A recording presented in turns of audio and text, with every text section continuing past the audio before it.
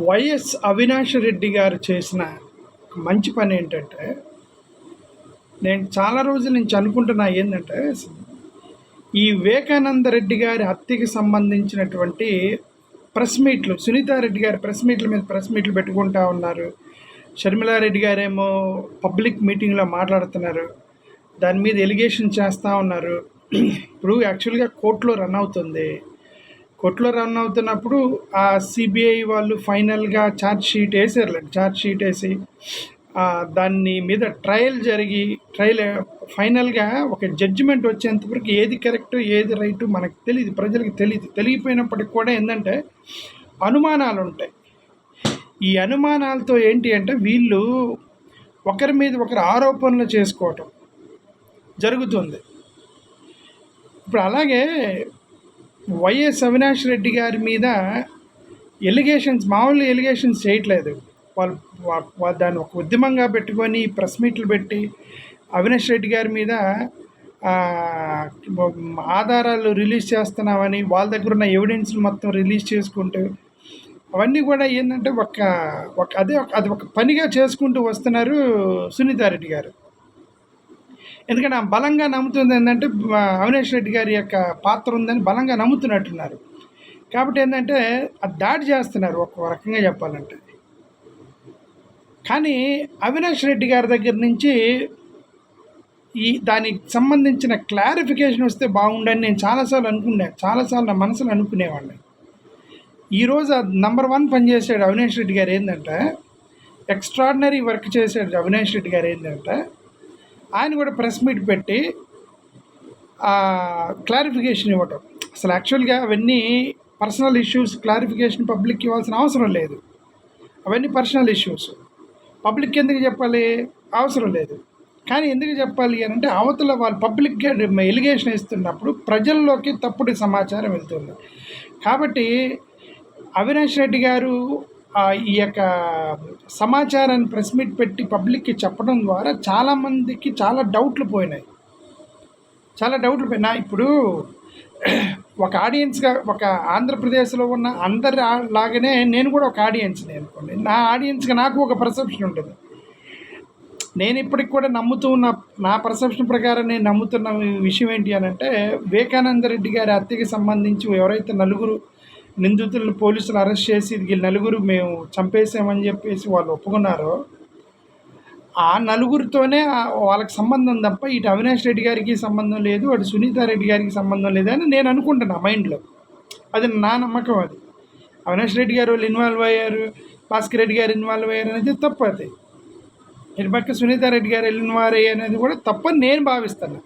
నాకు తెలీదు, ఓకే, నేను భావిస్తున్నా, ఓకే. బట్ వాళ్ళ నలుగురు ఏదో పొలాల దగ్గర ఏదో మొత్తానికి ఏదో వాళ్ళు వేసి చంపేశారు, వాళ్ళు ఒప్పుకున్నారు మేము చంపేసామని, అంతవరకు. ఇప్పుడు అవినాష్ రెడ్డి గారి మీద అనుమానానికి సంబంధించినటువంటి వీళ్ళకి అనుమానం వచ్చింది. అనుమానం తెచ్చారో, లేదంటే మీడియా ఛానల్స్ వాళ్ళని పుష్ చేశారో, లేదంటే వాళ్ళకి అనుమానం ఉన్నట్టు నటిస్తున్నారు అనేది మనకు తెలియదు, ఓకే, మనకు తెలియదు. బట్ ఒకటి ఫ్యాక్ట్, మన కంటికి కనిపిస్తున్న ఫ్యాక్ట్ ఏంటంటే అవినాష్ రెడ్డి గారు మీరు హత్య చేశారని చెప్పి వాళ్ళు ఒకే విధంగా వన్ సైడెడ్ ఇన్ఫర్మేషన్ మీడియాలో కొడతా ఉన్నారు. ఆ వన్ సైడెడ్ ఇన్ఫర్మేషన్ ఇప్పుడు కరెక్ట్ కాదు. సెకండ్ సైడ్ ఇన్ఫర్మేషన్ కూడా 100% దాన్ని ఖండించకపోతే నిజం అనుకుంటారు. ఇది తప్పు అని చెప్పి చెప్పకపోతే అవినాష్ రెడ్డి గారు అది నిజం అనుకునే ప్రమాదం ఉంది. అవినాష్ రెడ్డి గారు ఈరోజు ప్రెస్ మీట్ పెట్టి pin to pin, point to point అని ఎక్స్ప్లెయిన్ చేశారు. ఇప్పుడు ఈరోజు అవినాష్ రెడ్డి గారు ప్రెస్ మీట్ పెట్టిన తర్వాత చాలామందికి అనుమానాలు నివృత్తి అయిపోయి ఉంటాయి.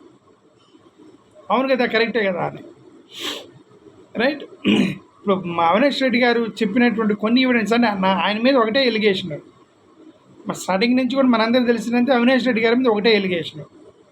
అదేంటంటే దస్తగిరి అనే వ్యక్తి, ఎర్రగంగిరెడ్డి అనే వ్యక్తి దస్తగిరికి మర్డర్ చేసి వచ్చిన తర్వాత ఇతను దస్తగిరి అనే వ్యక్తి భయపడుతుంటే నువ్వేం భయపడగరా, వాళ్ళు ఇన్వాల్వ్ అయ్యారని ఎర్రగంగిరెడ్డి చెప్పాడు అని దస్తగిరి వాంగ్మూలం తప్ప ఒక్క ఎవిడెన్స్ లేదండి అవినాష్ రెడ్డి గారి మీద, రైట్. ఆ దస్తగిరికి అవినాష్ రెడ్డి గారికి సంబంధం లేదు. దస్తగిరి అవినాష్ రెడ్డి గారు ఎవరో తెలియదు. ఓకే, అతను చెప్పాడు వాళ్ళు ఇన్వాల్వ్ అయ్యారు చూసుకుంటారని నాకు చెప్పాడని అతను చెప్పడమే తప్ప ఒక ఎవిడెన్స్ కూడా లేదు. అది ఎవిడెన్సా? అది ఎవిడెన్సే కాదు అసలు. ఓకే, ఇప్పుడు అదే పాయింట్ ఇప్పుడు ఇందాక అవినాష్ రెడ్డి గారు చెప్పారు. ఆ ఒక పాయింట్ తప్ప అతను చెప్పిన దాన్ని బట్టి నన్ను అనుమానిస్తున్నారే తప్ప నాకు సంబంధం లేదండి. ఇంకోటి గూగుల్ టేక్స్ గురించి మాట్లాడుతున్నారు. గూగుల్ టేక్అవుట్ కూడా ఆల్రెడీ క్లారిఫికేషన్ ఇచ్చారు అవినాష్ రెడ్డి గారు. గూగుల్ టేక్అవుట్ అనేది అది ఎరోనియస్ ఎవిడెన్స్. అది అసలు దాన్ని బేస్ చేసుకొని మీరు యూ కెనాట్ గో విత్ ఇది.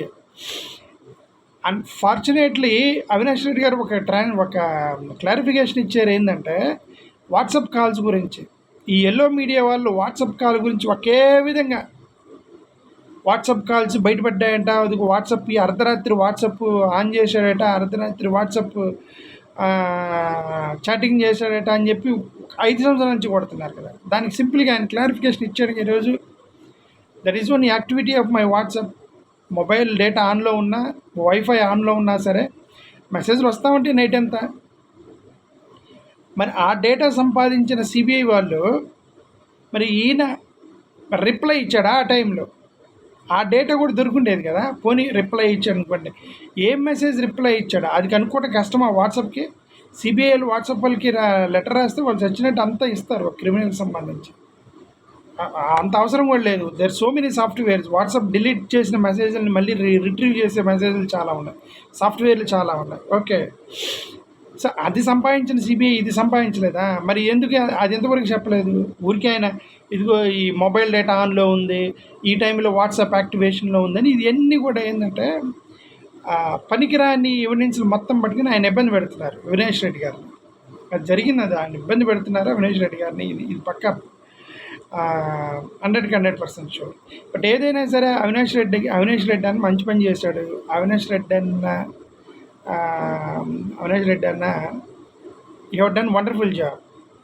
ఎందుకంటే నువ్వు క్లారిఫికేషన్ ఇచ్చావు, ప్రజలకు క్లారిఫికేషన్ ఇచ్చావు. క్లారిఫికేషన్ ఇవ్వాల్సిన అవసరం లేదు ప్రజలకి, ఆయన అసలు అవసరమే లేదు.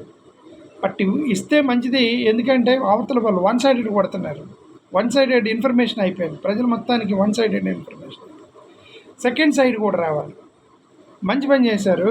ఇక్కడి నుంచి మీరు ఇలానే చేస్తూ ఉండండి. వాళ్ళు చెప్పిన ఇప్పుడు ఎలక్షన్ అయిపోయేంత, ఎలక్షన్ అనే కాదు, ఎలక్షన్ తర్వాత సంగతి. ఫస్ట్ మీ క్యారెక్టర్ అసాసినేషన్ పబ్లిక్లో చేస్తున్నప్పుడు వాళ్ళు చెప్పేటువంటి ప్రతిదానికి మీ దగ్గర ఉన్న ఎవిడెన్స్తో మీరు తిప్పికొట్టడమే బెటరు. సైలెంట్గా ఉంటే నిజమని నమ్ముతారు ప్రజలు. మీరు తిప్పికొడుతున్నారు, మీరు అలానే తిప్పికొట్టండి అవినాష్ రెడ్డి గారు.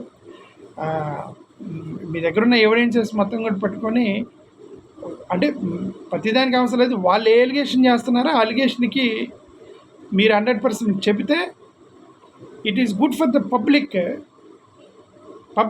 మీకేం కాదు. ఇప్పుడు అనుకుంటాను వాళ్ళు సైలెంట్గా ఉన్నారనుకోండి, వాళ్ళకి నో ప్రాబ్లం. ప్రతిదానికి నేనే రిప్లై ఇస్తానని అనుకున్నారనుకోండి అవినాష్ రెడ్డి గారు, కరెక్టే. ప్రతిదానికి రిప్లై ఇస్తారేంటి? ప్రతిదానికి ఖండిస్తారేంటి?